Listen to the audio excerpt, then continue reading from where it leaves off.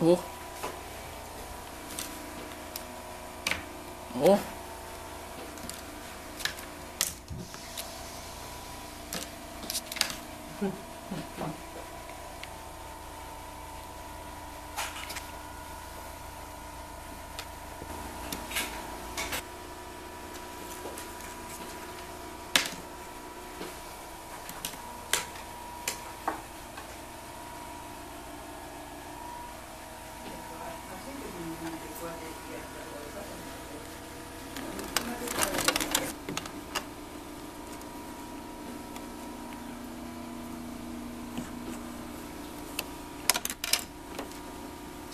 あめちゃん落ちちゃうよ、そこテレビの裏に。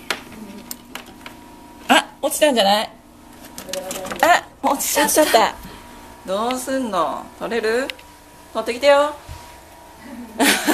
ほら取りに行ったから。取れる？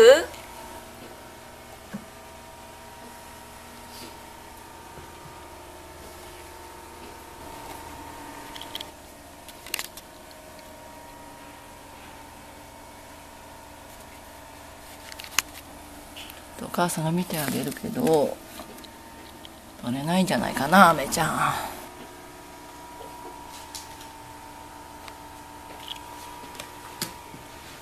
続きやらないのこれ。これが動いたことの方が楽しいの。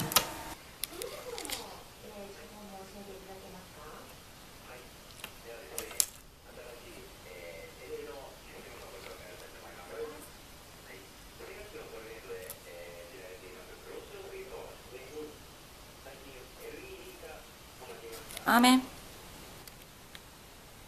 アーメン。